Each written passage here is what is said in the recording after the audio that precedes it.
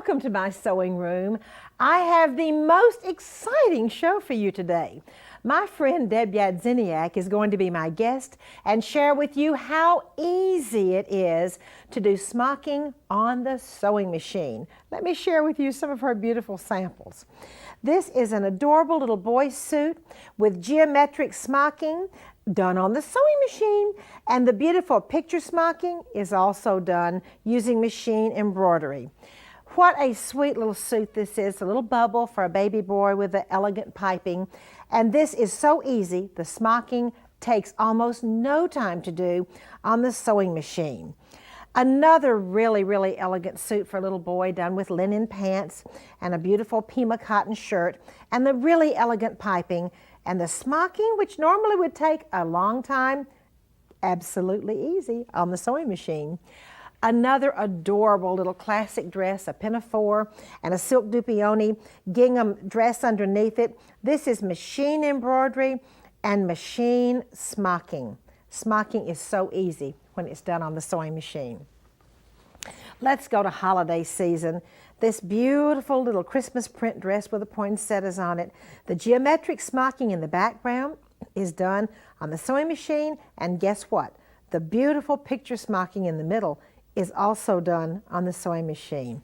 Oh, you are going to like how much time we're going to save for those of you that love smocking, and I think almost everybody loves smocking.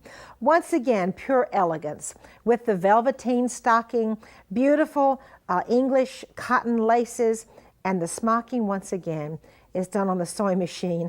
In practically no time, you have the hand smocked look that all of us love, but some people might not have quite enough time to do all of the smocking they want to do by hand.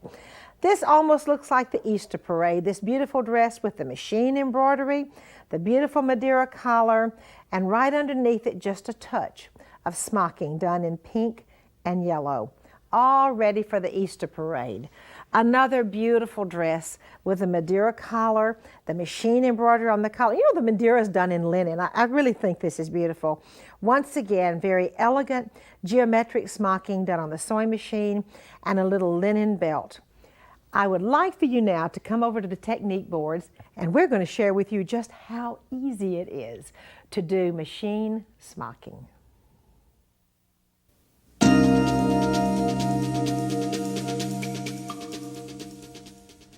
The first step in machine smocking, as it is with hand smocking, is to run your fabric through the pleater. That's what these little black lines are. Run it through the pleater or the smocking machine. Then, for machine smocking, you're going to press on an iron-on stabilizer to stabilize it. Now, these are the different stitches you can program into some machines. This is a cable stitch, and here are the different waves, the taller waves, and they go from shorter to taller. Now then, something really wonderful as we do in hand smocking, and this is done on the machine. We mirror image. For instance, we have a two-step wave here, up right here, and then we mirror image to make it look like a diamond, and over here we've done the same thing. Now when we use the taller ones, let's see, that's a three-step wave. You go over here and then you mirror image it, and you can even get a taller diamond. All of this has been done on the machine.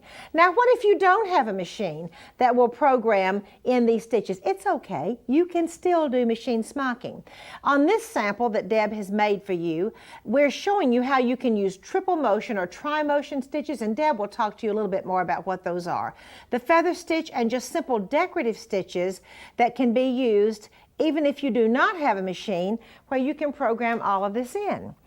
I am so happy today to have as my guest my very dear friend, Deb Yedziniak. Deb, you are the inventor of this machine smocking, and I cannot wait for you to share about it. Deb, welcome to the show. Well, thanks, Martha. I'm really happy to be here. It's exciting to share this technique because I am a hand smocker. Or I have been a hand smocker. Used to be. But now that I've had so much fun working with this technique, I have to be honest, I hardly ever do any hand smocking. Most of my smocking is done by machine. This is so exciting. Show us how you do it. Okay, the first thing I discovered when I went to smock by machine was that after I had pleated my fabric, I couldn't stitch with it the way it is here simply because the motion of the machine would separate the stitches. So I quickly learned that I needed to stabilize it. So what you need to do is to take your fabric, and I will expand it to fit my pattern piece. And I like to pull my pleats along, and you can wiggle your pleating threads a little to line them up.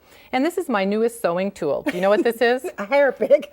And I like this kind because the tines on it are very fine, and you can actually use this to comb and straighten your pleats as well as to help spread them to fit the size of the project you're doing. Ideally, what I'm going to do here is simply block the piece of pleated fabric to fit my pattern piece. Therefore, when I'm done, I don't have to worry about it fitting the size of the pattern. With hand smocking, usually what we'll do is smock and then expand it later, but by machine, this is what we'll do. And then simply, here's a piece of a paperback stabilizer that will iron on and that will keep my pleats in place. Now, on this piece of fabric here, as you'll see, I've already done some stitches, and this is the cable stitch. I didn't invent any new names. Whatever I did by hand, I've done by machine. I like that a lot. So, well, it makes it easy. Well, it makes it That's right. classic, Why too. reinvent the wheel if it's already been done? And my other thought was, being a hand smocker, I realized that hand smockers could take those plates that they already own, and they could look at the plate for a design and say, oh, here's a cable stitch, here's a wave, maybe I can do this. Exactly. So this is our cable stitch. This is what we call a baby wave, or sometimes we'll call this a trellis stitch. This takes a half a space, and then we're going up to a 2-step wave and then a 3-step wave. And these are our simple smocking stitches. Now, if you don't have a machine that, these stitches are programmed into the sewing machine, but I probably should say that I started actually by doing decorative stitches.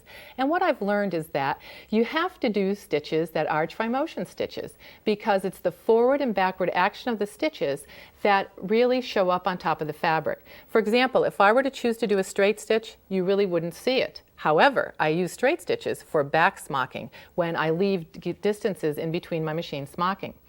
So the tri-motion straight stitches, tri-motion zigzag, sometimes you'll find that on your machine you will have a cross stitch, you might have feather stitches. All of these stitches are wonderful to use when you're smocking by machine. However, I went to my computer machine, and that's where I realized I could take that tri-motion straight stitch, which has a forward-backward motion and stitches 3 times in the same spot, and that shows up very well and imitates the look of 3 strands of embroidery floss. So that's what I did. That's the stitch I chose on my machine, and then I programmed in different needle positions to give me the effect of these stitches that you will see that if I were doing this by hand, I'm actually working from one pleating row up to the next and back down. But when I'm going to work on my machine, I'm actually stitching from left needle position to right needle position. And this is what we'll do right now. Okay, let me see. Now on this machine, I happen to have a built-in stitch, and I'm just going to simply select my cable stitch. And you'll see as we stitch that this machine is going to stitch left needle position, right needle position, left, right, left, right. And if I were doing this by hand, I would actually be using the fabric vertically, and I'd be stitching, holding my thread up and down, up and down. Do you always use the open toe embroidery foot for this? Yes, because it allows me to see very clearly as I'm stitching whether I'm doing the machine smocking stitches or any of my decorative stitches. But if someone doesn't have one, it's If okay you don't just have to use one, a regular. use a regular okay. foot, and a lot of times people will have a clear applique foot, which is very popular, and that's another good foot to use. So there you have a wonderful And cable. there we have just done our first row of machine smocking stitches, and there's our Debbie, cable it's stitch. Beautiful. Now what we'll do is we'll go into, say, a 3-step wave. And this stitch is a very wide stitch. It will take up the full width in between our pleating rows. On the sewing machine, we're actually stitching from left needle position to right needle position and back again. And this is what's giving us that wave effect. Now, we're smocking. Is this too easy, Do you Martha? know something? Well, it just takes all of the work out of smocking, really. And Deb, a lot of people don't have time to do a lot of hand work. Right. And you know what I love? I love doing both hand work and machine work. So when you can have something wonderful like this, why not? This is a whole new Well, it avenue. is. I call this our new century of sewing, for sure. Okay. And we have we have the machines that allow us to do this. And I think is. it gives us one more reason, or one more thing that we can do with the new machines. And Deb, with a grandmother, I have 10 grandchildren now, so it makes it a little difficult to do 10 Christmas dresses and Christmas suits. Now show us how we're going to make that crazy thing go in mirror image. All right, what we're going to do now is we're going to select a mirror image button on our machine, and this is going to actually flip-flop the design. And more importantly, now once we've flip-flopped it, is that we want to start at the beginning because we want to match the first stitch with the first stitch. And here you might actually want to put your needle position down into the fabric to make sure that you're starting at exactly the right point. And we'll start by matching the stitches up. And if you happen to have a pattern repeat button or a stop button, this is a good time to use it because what this will do is it will force the machine to stop. And I call this my opportunity for perfection. If for some reason the stitch isn't matching up exactly, then I can simply move my fabric a little bit, place my needle where I want it, and then continue to sew. Now, with a little practice, you'll be able to turn off the stop function and simply continue sewing. But in the beginning, I'd rather sew for accuracy and not so much for speed because my goal is to end up having these wonderful geometric diamond shapes or heart shapes when I'm finished with the smocking rows of stitches. So you just fudge around just a little bit if you didn't make it, if you didn't get exactly where you wanted it to go. Because what you're actually doing is taking the time to place this if you need to so that you're getting a perfect match every time. Well, Deb, it's so fast you can take time to be a perfectionist here because the whole front of the thing Well, takes, what I like to say too is, minutes? do you remember when you first started to machine smock? Were your stitches perfect when you started? No, it took quite a bit of or practice. Machine. I That's had to right. practice We had to a little practice bit. always.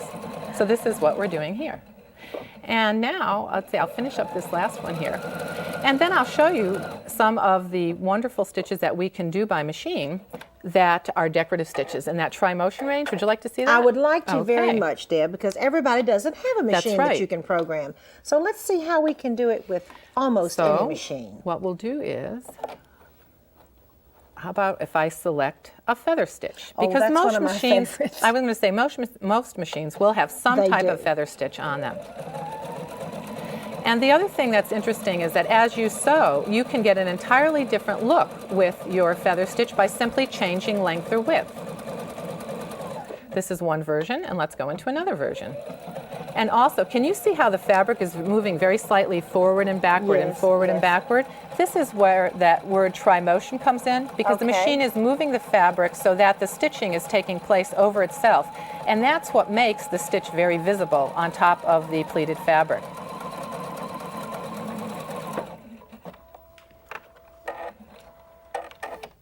And there we go. I think that is absolutely fascinating. Now, Deb, talk to me half a second about how you did those what we call picture smocking. Oh, right. Well, I decided that I was going to if I was going to smock by machine, I could picture smock by machine. And the way to do that is to use the embroidery capability on our new sewing machines. And just go ahead and do your geometry? And you will hoop up your fabric after it's been smocked. You put it on your embroidery unit and you simply choose a design that's relatively dense to cover the pleats, and you're all set to go. Easy, quick and easy, and lovely. Deb, thank you so very much for being here. I have really enjoyed this, and I know our viewers have too. Now then, we have some beautiful lingerie for you.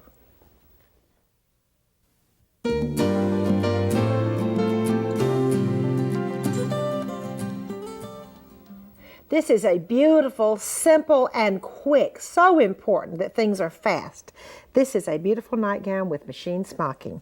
Deb designed this, and I'm going to let her show you exactly how easy it is to put together this simple and beautiful and elegant nightgown. Deb, show us how you did it. Okay. What I have over here, Martha, is the pattern that was cut out, and you can see that the lines are drawn here for the shape of the pattern. And I've marked them on there because I'll need them after I do the smocking.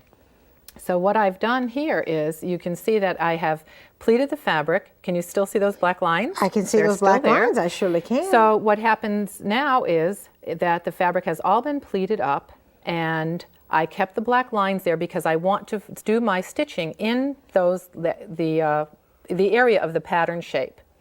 And now that the smocking design is all done, I'm ready to do some of the simple construction.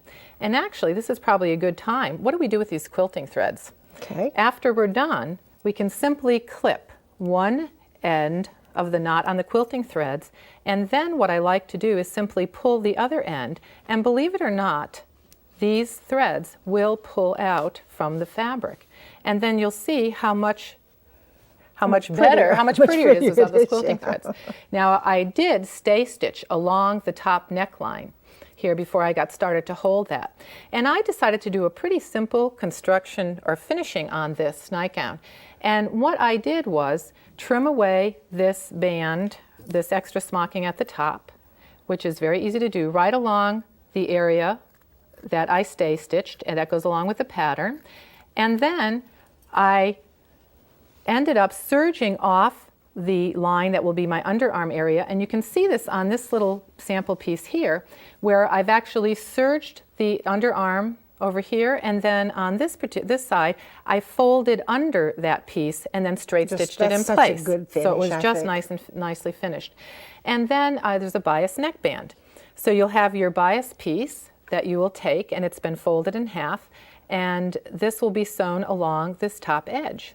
And this is a good place to use that 1/4 inch quilting foot, for example. A lot of people have a 1/4 inch foot, and this is a wonderful way to use this because the seam allowance would be 1/4 inch. And we just simply sew with a straight stitch up along this edge, double layer of the bias. right through everything, and that 1/4 inch foot makes it quick and easy.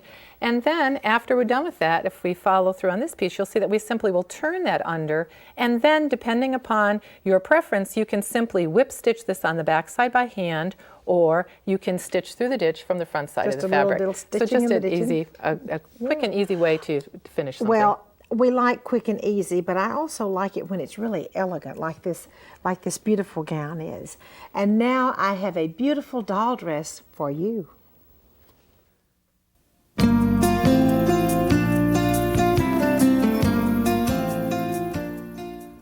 I would like to share with you two beautiful doll dresses, one done totally by hand and one done totally by machine. Okay, this is the little doll dress that has the hand smocking and the hand silk ribbon embroidery. As you can see, perfectly elegant. And I'm going to share with you too my sewing technique on how you get these wonderful insertions, the French insertion in the dress. Do you see this magnificent silk ribbon embroidery by hand, bow on the bottom and then lace on the bottom? Okay, I told you I was going to share with you one by machine, well, one by hand and one totally by machine. Now this one is equally as beautiful. It's just a little bit different. As a matter of fact, they look a lot alike. This has the machine smocking and the machine embroidery up here on the pleated part. And if you'll come on down to the skirt, you're going to see an absolutely beautiful machine embroidery that is the embellishment, the little yellow bow on the skirt. And you know what? They're both beautiful. I don't know which one I think is the most beautiful because I know both of them are equally as beautiful. Now, let's refresh one more time exactly how it is you do the smocking on the machine. First of all, you're going to run your pleating through the machine, and then you have to size it. You have to pull it out just a little bit and straighten up your pleats, and then you iron it onto some iron-on stabilizer, and then you do your machine smocking stitches. Now, this is the new technique for today. I would like to share with you how it is you put this lace onto the edge of this fabric. First of all, you leave a little bit of a seam allowance. I always say an 1/8 to 1/4 of an inch seam allowance. When I zigzag, I'm going to go over the heading of the lace and all the way off the fabric, and it just rolls it right up. I'm going to do it on the top when I put in the insertion, and I'm going to do it on the bottom when I put in the edging. Now, I like to use, if you have an edge joining foot of any kind, that's a great one to use, and if you don't, no problem. I'm using just a regular zigzag. I'm leaving about 1/4 of an inch, well, between 1/8 and 1/4. Let me give you my settings too. I have my length of 0.5, my width is 4.0, so that's kind of wide. I'm going over on the outside of the fabric. The needle goes all the way off the fabric. It rolls it into the fabric. It makes a beautifully finished and a very strong rolled and whipped edge.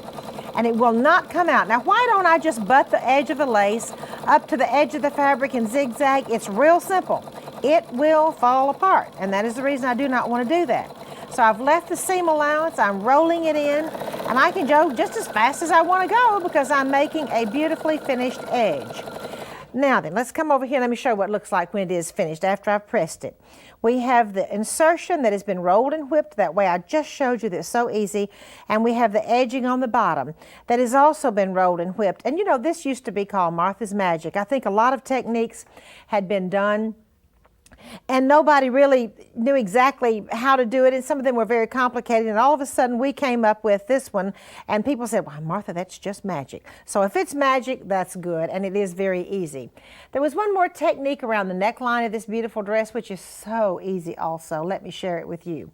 This is entre-deux that you purchase from Switzerland. You can also, if you have a machine that makes entre-deux, you can also run the machine entre-deux down the middle of a piece of fabric and use it just like purchased entre-deux. But what we've done here, we pulled the gathering thread built into the French lace. This, by the way, was the treatment on the neckline.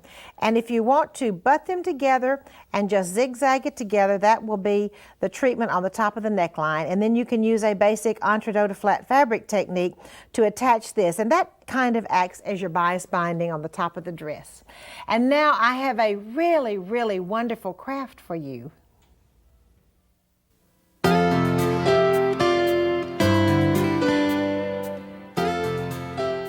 I purchased my little button lady picture frame in an antique store in Fort Worth, Texas, and I just thought it'd be so wonderful for us to share with you on the show.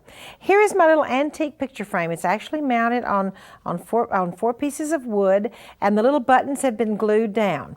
Now this is really very easy to recreate. Here is my little recreated piece with buttons glued down. Once again, just draw off the little doll, and we have tatting that we've used for trim. Okay, you trace off an outline. All you have to do is just do a little simple outline on black velvet. I have an assortment of buttons here, and you can see I've already glued down our little bonnet. Just choose your buttons, and if your button has a little shank on it, by the way, you're going to mount this on some kind of a craft board of some kind, or poster, or whatever you can get that you can kind of mash the buttons into, because if you mount it, it will be a lot easier to glue it and fix it.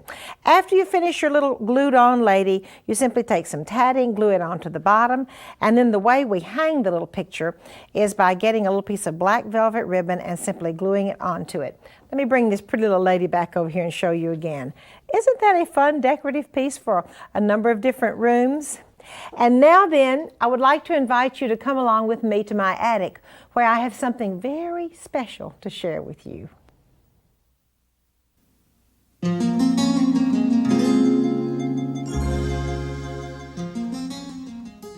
Since our show today was primarily about machine smocking, I asked Sue Hausman to loan me a blouse that she has from the 1930s, and I would like to share this with you. It looks to me almost as if this were run through a pleater, although I don't know if it were. They may have had some other kind of pleating, but this is a very sheer fabric which has been run through some kind of a pleater, and it is machine stitched to give a very tailored look that is somewhat similar to the machine smocking that we've done today. For my Sewing for the Heart segment for this show, I would like to read you a letter from a friend of mine in northern Michigan. She says, be sure and tell all the ladies that you don't have to be a group or to belong to a guild of some kind in order to do Sewing from the Heart. Rhoda Sheridan writes, I sew and crochet, and when I fill a box, I send it off to newborns in need. Another lady in northern Michigan would like me to help make blessing gowns for the babies that don't make it. But there are so many others out there who need our help. A 12-inch blanket, crocheted, knitted, sewn, or smocked, can be used to present a baby to its mother for its final cuddle, or bibs for the elderly in nursing homes so they can keep their clothes looking nice, or lap robes, or small stuffed animals for the fire and police departments. Even one thing can make a difference in somebody's life. You don't have to belong to a group or make dozens of anything.